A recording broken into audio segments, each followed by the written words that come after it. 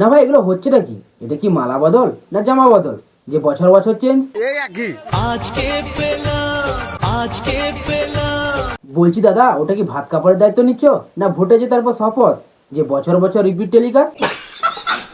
আমি একটা কথা বলছি, অনেকে এটা ভেবো না যে আমি শো অফ করছি বা কিছু। তোমাকে না একটু পরে আসি, আগে তোমার সালা ট্রিটমেন্টটা করি। খাবে খাবে আজকে খুব খাবে। বলছি দাদা একটা প্যান্ডি খেয়ে বসো, ইন্টুটা মেরে আসছি। বারে বারে ঘুঘু তুমি খেয়ে যাও ধান, দাদার বিয়েতে করতে ছাবি নিজের মুখে গান। সংসার সুখের হয় রমণীর গুণে, যদি না থাকে ননদ ঘরের কোণে। তো বন্ধুগণ কেমন আছো সবাই? গরিবেরা ভালো আছো? কতদিন হয়ে গেল একটা বিয়ের নিমন্ত্রণ পাইনি। কাজ কেউ যদি একটা বিয়ে করতো। চোখ তুলে দেখো না কে এসেছে, আরে দাদা যে কংগ্রাচুলেশন। নতুন করে আবার বিয়ের সানাই বেজেছে। এরকম প্রত্যেক বছর একটা করে বিয়ে করো, তাহলে তোমার বাড়ি বা আত্মীয় স্বজনের বিয়ে বাড়ির অভাব পড়বে না। হ্যালো বন্ধুরা, এ ওয়েট ওয়েট ওয়েট ওয়েট, বন্ধু? কে বন্ধু? 2 মিনিট চিনে আমায় বন্ধু বন্ধু হয়ে গেল, বন্ধু বাতিয়ে নিলেন। আরে দাদা, দুদিন চিনে শুধু বন্ধু না বউ বানিয়ে ফেলে। দেখো ভাই, এর কাছে বিয়েটা হলো এক্সাম হলের ওই লুসিটের মতো, শেষ হলে আর একটা। শেষ হওয়া মানে বুঝতে পেরেছো তো? পেন্টে দাগ পড়ছে না। তো রিসেন্টলি আমাদের উজ্জ্বল দা তুলিকা দিকে ডিভোর্স দিয়ে নেহা নামে একটি মেয়েকে বিয়ে করেছে। দেখো নেহা দুপিয়ার কথা অনুযায়ী ইটস হার চয়েস, বাট যেহেতু জিনিসটা সোশ্যাল মিডিয়া উঠেছে তাহলে কথা তো আমরা বলবোই। বলছি দাদা, ওটা স্মৃতি, স্কুলের ব্ল্যাকবোর্ড নয় যে যখন ইচ্ছে ঘষে দেবে।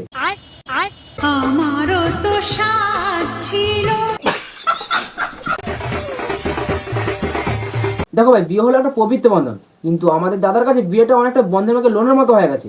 একটা শেষ হতে না হতে আর একটা চলে আসে। আসলে ছেলে ভালো, শুধু রাত্রে একটু কোন বল? ওই কিছু সুখবর আসতে চলেছে। ওই যে কথায় আছে না, কারোর পৌষ মাস কারোর সর্বনাশ। একজন বিয়ের পিড়িতে বসতে ব্যস্ত, আর একজন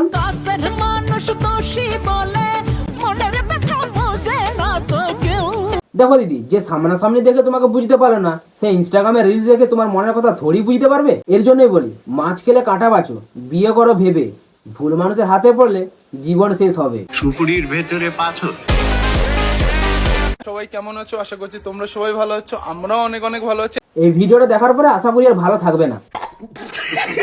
আজকে যাব আমরা কিছু শপিং করতে। দেখো দাদা, শপিং করতে গিয়ে কিছু কেনো আর নাই কিনো, একবার তো লজ্জা অন্তত কিনো, ওটা তোমার ভীষণ পরিমাণে দরকার। দেখো, সময় কারোর জন্য থেমে থাকে না। আরে দিদি, কে বলেছে সময় থেমে থাকে না? পারলে আমার ঘড়িটাকে দেখো, 2 বছর ধরে 6:50 বেজে আছে, ব্যাটারি নেই তো। দাদা ওটা জাতীয় সঙ্গীত, ভোজপুরি গান না যে মজা করবে। এই জাতীয় সঙ্গীতের মাহাত্ম্য অনেক বড়, যেটা তোমাদের মধ্যে কিছু ছোট লোক মেন্টালিটির মানুষ কখনোই বুঝবে না। একজন প্রকৃত ভারতীয় এই জাতীয় সঙ্গীত নিয়ে কখনোই খিল্লি উড়াবে না, মজা করবে না। বাই দ্য ওয়ে, 2002 সালে ভোটার লিস্টে নাম আছে তো।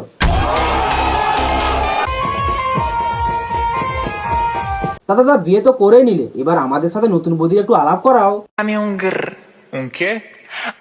সালা প্রথম দেখায় মানুষ হাই হ্যালো করে, কিন্তু আমাদের বৌদি তো দেখি এদিকে।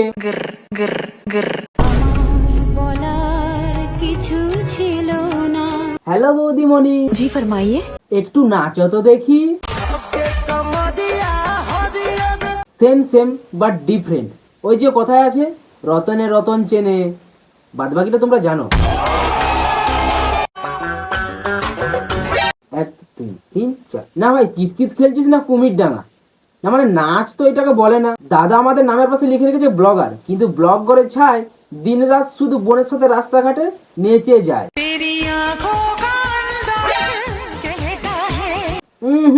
গানটা ঠিক ম্যাচ করছে না। দাঁড়াও, বাচ্চি আপনি আঁখে বন্ধ কর লো। এবার ঠিক আছে। না, আমাদের আর ছাড়াছাড়ি হলো না, সম্পর্কটা টিকে গেল। সেটার গ্যারান্টি আপাতত দিতে পারছি না, বছর খানেক না গেলে। দেখো একটা বাসা তৈরি ব্রিজ 5 বছর টিকে যায়, কিন্তু আমাদের দাদার বিয়ে টেকা ঠিক ততটাই মুশকিল যতটা বনগা লোকালে সিট পাওয়া। একজন নতুন বিয়ে করে নিতেই ব্যস্ত, আরে ভাত কাপড়ের দায়িত্ব, আর একজন অন্যদিকে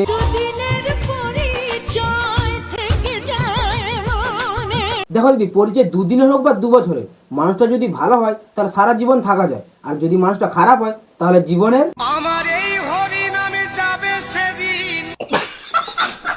বন্ধুরা, আমার ছেলে যখন হইতে তার বন্ধু বান্ধব ঘর গুটাই হইতো, এখন কো আমাদের বাড়িতে এসে না। আরে পিসিমা, সবাই তো তখন টিআরপিসি সিম্পেথির জন্য তোমার বাড়িতে যেত, আর যে অমিত আমাদের মাঝে নেই, সবার ভালোবাসা সবার বন্ধুত্ব সব শেষ। না ভাই, এইসব কথা আমি বলতে চাই না, কিন্তু এনাদের দুজনকে দেখে আমার খুব খারাপ লাগলো। আমার দুই স্বামী স্ত্রীরা অন্ধ হয়ে গেছি, আমাদের কোন দেখার মতন কেউ নেই। একসময় ইসারকে শঙ্কর, কলকাতার তপু কতই না ভাব ভালোবাসা দেখালো, এখন তারা কোথায়? এগুলো কিন্তু সব মানে অনেক দামি দামি ফোন, প্রায় 1 লাখের আছে, এখানে 1 লাখের উপরে আছে 3টে। দেখো দাদা, এটা আমার বলা উচিত নয়, কিন্তু আমি তাও বলছি, তোমার এই 2-5 লাখ টাকার ফোনের থেকে যদি প্রত্যেক মাসে মানুষগুলোর কাছে 2-5 হাজার টাকা করে যেত, তাহলে তারা বাদবাকি জীবনটা ভালোভাবে কাটাতে পারতো। যা বলার ওদিকে গিয়ে বলুন। দেখো ভাই, আমার এক্স আমাকে একটা কথা বলেছিল, কথাটা ভীষণ দামি, যে মানুষ মানুষকে নয়, তার সময়কে ভালোবাসে। চলো এবার আমরা একটু মিঠি দিদির কাছ থেকে ঘুরে আসি। তুমি আমার ফেস দেখিয়েছো, তুমি কি আমার কাছ থেকে পারমিশন নিয়েছো? আরে দিদি, আমরা ফান পারপাস, এন্টারটেনমেন্ট পারপাসের জন্য ভিডিও বানাই, পাকিস্তানে বর্ডার করতে যাইনি যে পারমিশন নেব। তুমি আমার ফেস দেখিয়েছো, তুমি কি আমার কাছ থেকে পারমিশন নিয়েছো? এই যে তুমি রাস্তাঘাটে বাঁদরের মতো লাফাও, তুমি কি বাঁদর কমিউনিটির কাছ থেকে পারমিশন নিয়েছিলে? চাইলে এখন আমাকে একটা সরি ভিডিও বানিয়ে আপলোড করো। আমার ভুল হয়েছে, ক্ষমা করে দেন। এবার তো রোস্ট করতেই পারে, কি দিদি? আরে কোথায় আর যাবে, হয় পুকুর পাড়ে নয় রাস্তার ধারে। আমার দিদি তো না দৌড়ালে ভিউজ আসে না। আরে কোমর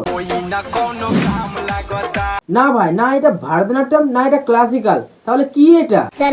আমিও জানি না রে ভাই, কিন্তু ভাদ্র মাসে এই নাচটা প্রচুর পরিমাণে দেখতে পাই।